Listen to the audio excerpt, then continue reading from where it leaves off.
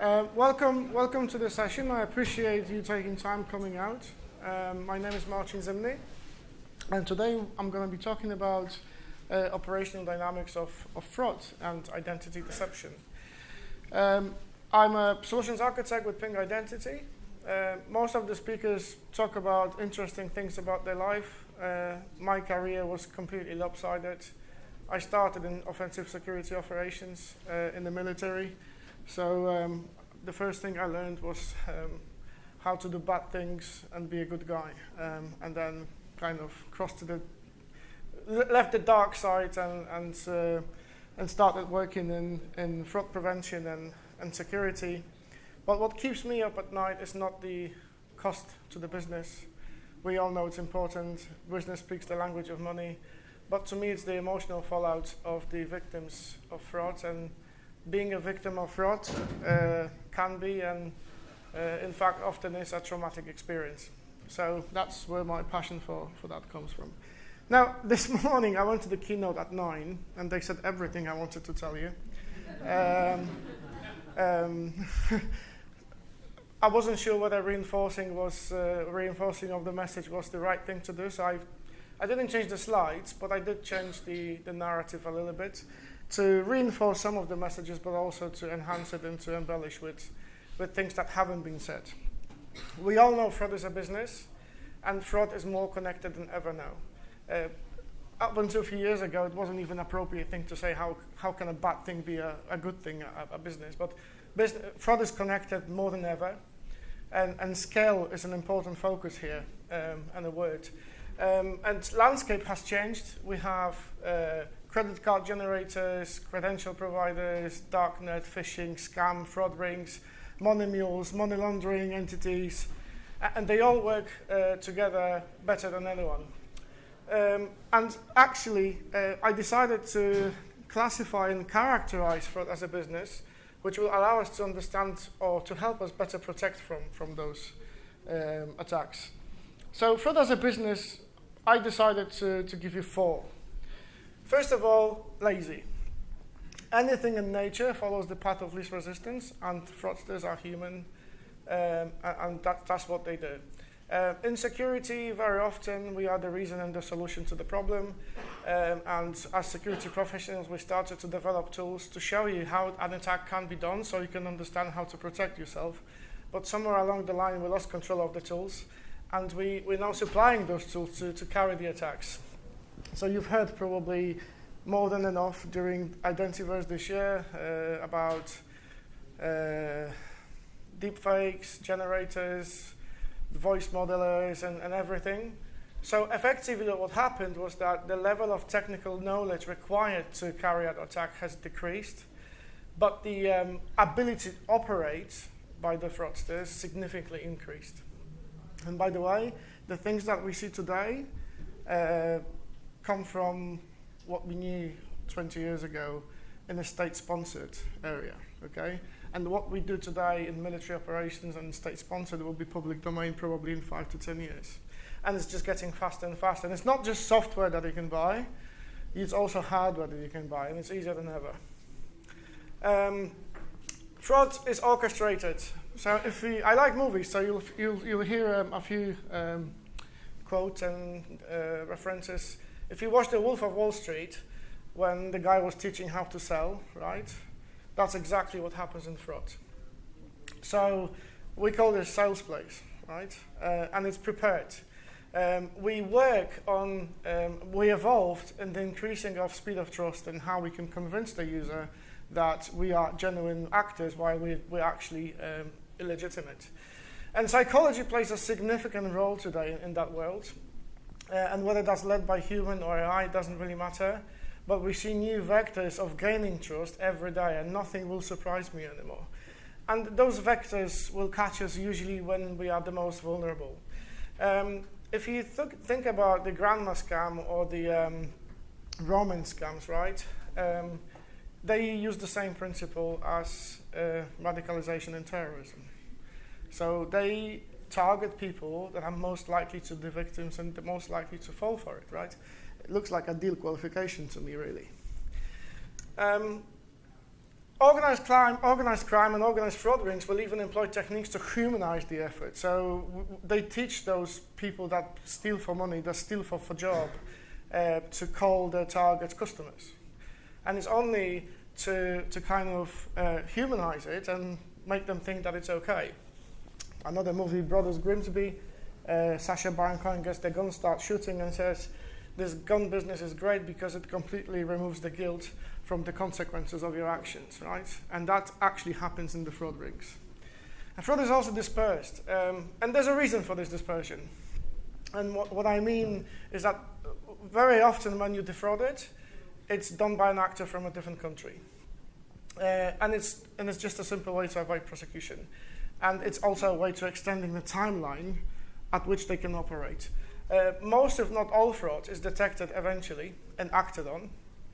And we are divided geographically, and it takes a lot of effort to trigger multi-agency, multinational efforts to bring those people to justice, and that's why it happens that way. And the last one is the dynamic character of it. This is really important. The bad actors will exploit what we widely define vulnerabilities for as long as they can. Okay? And then we stop them, and then we move on to the next thing that works. They may switch verticals, they may come back, but they're very dynamic. I've worked with a large bank in APAC, in Asia-Pac region, and those guys were awesome, and they were updating the authorization policies up to 12, 15 times a day. And they were matching the dynamics of the fraud with the detection. And what they also done is they went further. If the threat vector was coming away, they were removing those policies to prevent false positives. So that's kind of really cool. But the agility of it, I'll give you an example of agility. In my village, there's a little sweet shop, candy shop called Guilt-Free Pleasures, which obviously I'm a customer of. And they recently posted on Facebook that they needed more followers. They said if you tag someone, like us, follow us, and reshare it, then you get to win something. Obviously, I did. And 2 minutes later, there was a post under mine saying, hey, you won. Congratulations. I'm like, amazing. I never win anything, right? So that's a red flag in the first place. But it had one red flag, and it said, you have 3 hours to redeem it, or we'll go to someone else. And I immediately knew this was fraudulent. So I looked at the account, and it looked exactly the same like the original account, but the number of followers. So the fraudsters, there's a room for improvement here, right? And what's amazing is that this post was only an hour old. I mean, really? That quick? Amazing. And they spotted it, but most of their customers fell for it, and they suffered from identity theft. It was a phishing attempt eventually. Right, so initially I wanted to talk to you about those different types of fraud and everything. But I have one most important message for you that I'm going to deliver at the end. And what I want to say is that there's different various companies and analysts that tell you what are the most common frauds. But according to fraud.com, they gave us top 11 out of a list of 40. 8 out of those 11, so the vast majority, are based on the betrayal of the foundation of identity, which is the betrayal of trust. And that will be very important at the end. So what kind of identity theft or fraud we experience? One is technical. These are exploits, and most of the time, they steal to sell. So they take your database, they take it ransom, or they sell it on the darknet, and they use technical exploit. But in most cases, turns out that the first point of contact is identity. Then they move laterally, then they elevate privileges, then they steal data. Second one is when fraudsters directly attack you. So they are in contact with you, they're targeting you, they want to establish the trust, and they exfiltrate the data from you. But the third one that we also forget is where we attack those traditional channels where we indirectly. So if you were here 2 years ago, Rachel Tobak was giving a speech on that, where she managed to call the airline and change the seat of one journalist who willingly participated in that game. And she changed his seat to middle seat at the end of the plane, right? And the funny thing is that he didn't manage to change it back himself, okay? So we can target it indirectly, and we actually made a sport out of that, because at DEF CON, there's a competition called SecTF, where they lock you in a glass booth for 20 minutes, and they tell you to hack someone that using those techniques. And again, this will be important at the end, and those last two are usually steal to steal. So zero trust post AI, obviously that statement is not true anymore. I am not going to bother you with voice generators, face swaps, but I'll tell you an interesting fact. Norwegian, the language is the least known in Europe, and Norway was not suffering from phishing attacks. Come ChatGPT, massive spike in the attacks. So AI is a destructive or disruptive technology, and that's the consequence. So I'm going to be stating the obvious here. It's a cat and mouse game. We started with username and password. We soon realized that this is not enough because we could steal the password. So we adapted to that, and we provided MFA. We started with OTP, and 3 years ago we said if you have an SMS OTP, you reduce the amount of account takeover by 99%. And unfortunately, that's not true anymore because fraudsters managed to find a way around MFA. So we deployed maybe more unphishable. We had passkeys. We have push notification. And when they realized that they cannot bypass that, they were interested in the cookie because that becomes the weakest point of the system, right? That's the weakest link. So if I extract the cookie and I paste it and I replay it, I don't have to do any of the authentication malarkey whatsoever. And there are various ways that we can do past the cookie, and it predominantly started with cross-site scripting. And just like people say SAML is dead, cross-site scripting is dead, it isn't really yet. Browsers protect you against that, but we have other ways to do that. We can exfiltrate data using malware. We can exfiltrate data using hardware. So you can buy a cable that looks like an iPhone charging cable, and the only difference is that it's got a built-in Wi-Fi controller and a keyboard. And all I have to do is, and 20 years ago we had that technology, and the cost equivalent was about $1 million in today's money. And today that cable costs $100 including delivery. You need a $15 controller to program it, but you only need one. And then we started with deepfakes, right? So we can try to bypass biometric authentication, and it's an ongoing thing. The next disruptive technology that will come here is decentralized identity, and I believe it will slow down the pace and slow down this game, but it's not going to end it.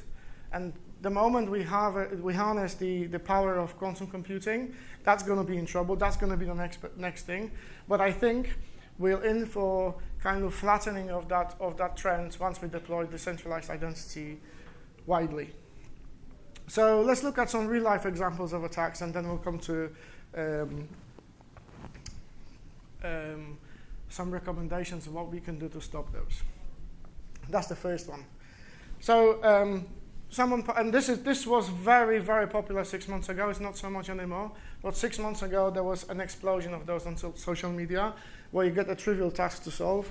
Your task is to find other number than 5 to 9, and then you just have to post it. And you can see 812,000 comments and 2.7K shares, right? I just can't believe how people fall for that. And they say, brilliant, you won, actually.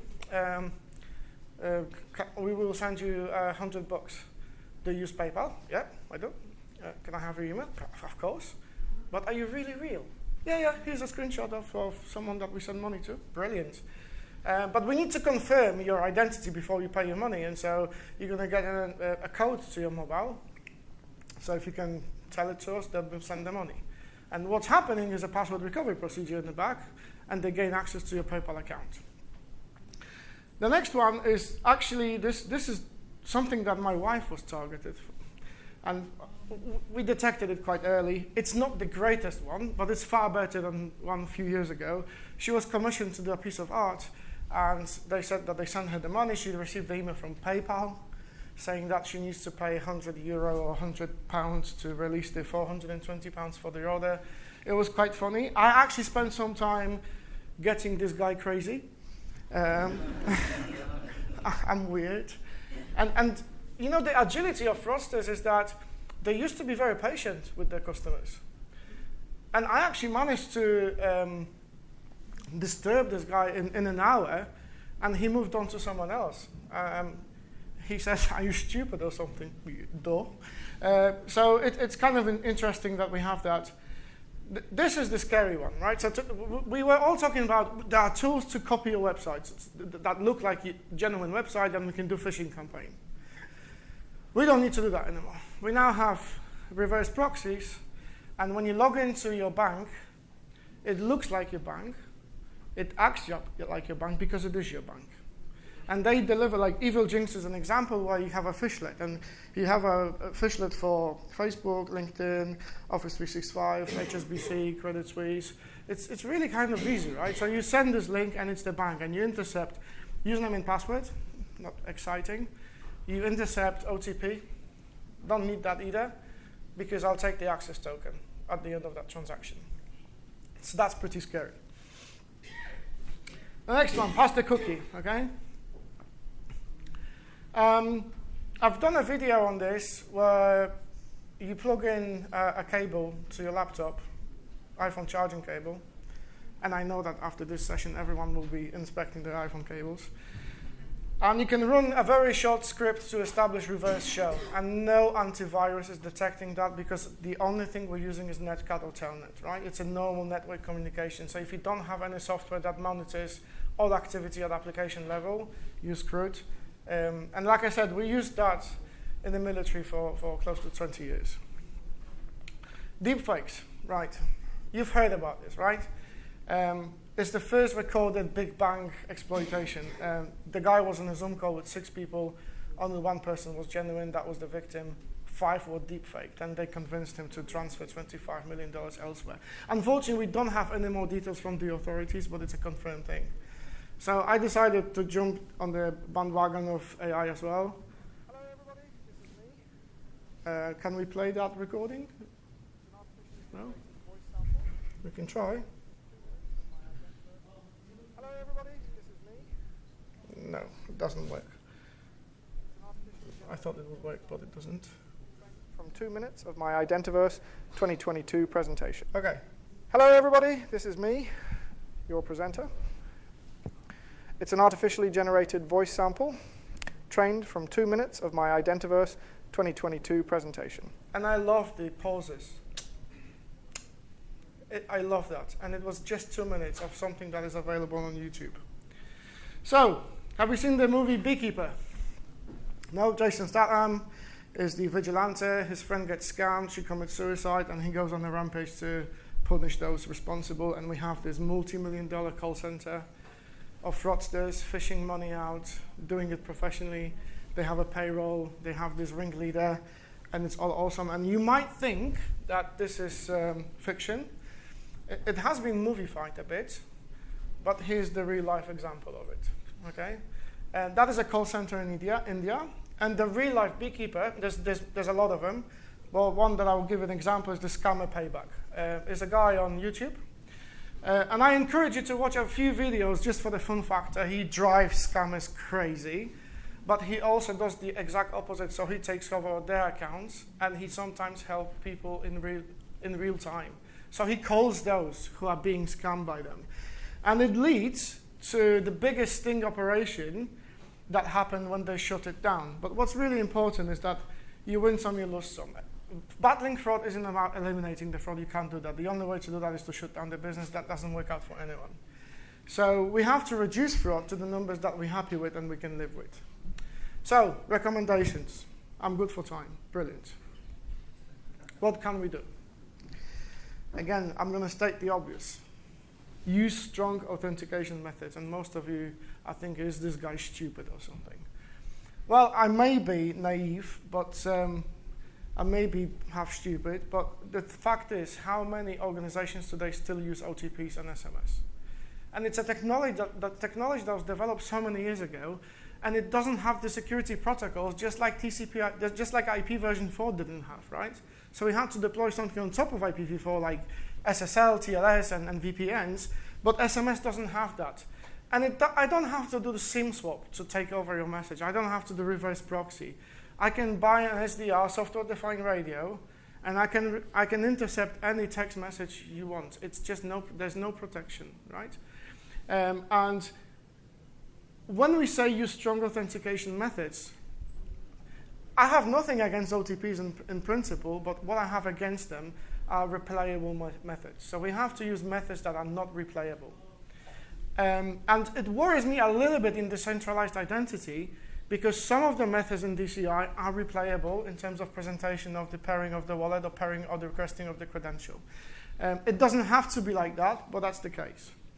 We need to use context and journeys, risk. So, we have to look at all of the signals, what you're trying to attempt. We can employ AI to analyze whether we think this is you or this is not you. And the third one is the one that I'm most passionate about, and you can call me deluded, but I'll tell you the utopian idea that I have, right?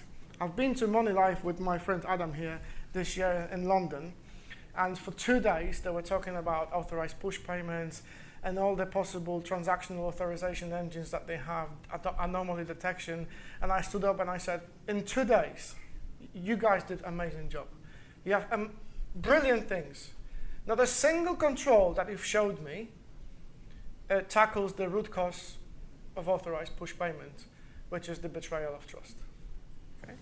So we have bullied our customers and force them to strongly authenticate to say, oh, you need to show me that you are who you say you are, yet we as industry have nothing back.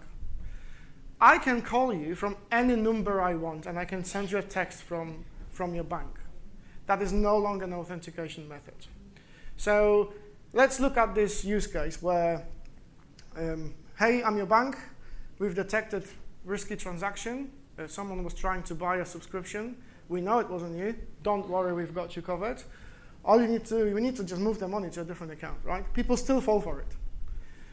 And they start moving the money, and now we're looking at whether that's fishy or not, right? But how about having a push authentication or push notification to the phone saying, this is the guy? People need to see that. If you order Uber, you get a code for security. I can't believe we don't use that in financial services or where we contact the call centers. And the channels need to be mixed, and we have to utilize them. They can't exist in isolation anymore. So if we utilize mutual authentication, and by the way, decentralized identity tackles some of that to a degree, but today, wouldn't it be cool to romance scam, right? 99 times out of 100, they're fake profiles. They're not the guys, right? So if I wanted to prove that I am who I am for the safety of the other person, I would say, okay, in decentralized identity, I can send zero knowledge proof. I don't have to show you my document or anything, but I will send you cryptographically signed verification that I am Marcin Zimny that is registered with this dating portal. Why can't there be a system where we can verify who we work for or what we do or what business we're having and share that with people before we go into decentralized identity? I dare to say 90% of the betrayal of trust attack vectors will be mitigated, but not everything, but it will be. For a start, you're not going to believe anyone who calls you that they're from your bank. And last but not least, we have to use continuous authentication and dynamic authorization. The cookie is stolen immediately after you log in, right? And when you make a payment and when you do something in the application, let's recheck that context. We need to have that checkpoint more often, more dense. Let's see the context. We have limited availability of the context, but at the very least, let's check the IP, whether it's coming from the same. So you've logged into your SPA, you've got your token, we know what the IP you have, and now you're trying to make an API transaction from a different IP. Well, that's fishy, right? And that's so easy to detect. And if you combine all those, you're not going to eliminate frauds. You're not going to eliminate scams, but we will reduce it, and at least we will make it more difficult for them, and maybe they'll have to just move on to something else, and again, the cycle will continue. Thank you. If you have any questions, I'm happy to answer.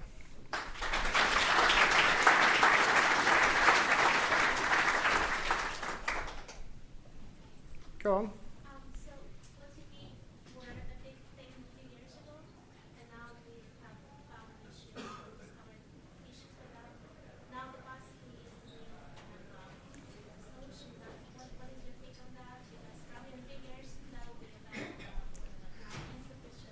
Okay, so the question is about quality of passkeys and what we think about that.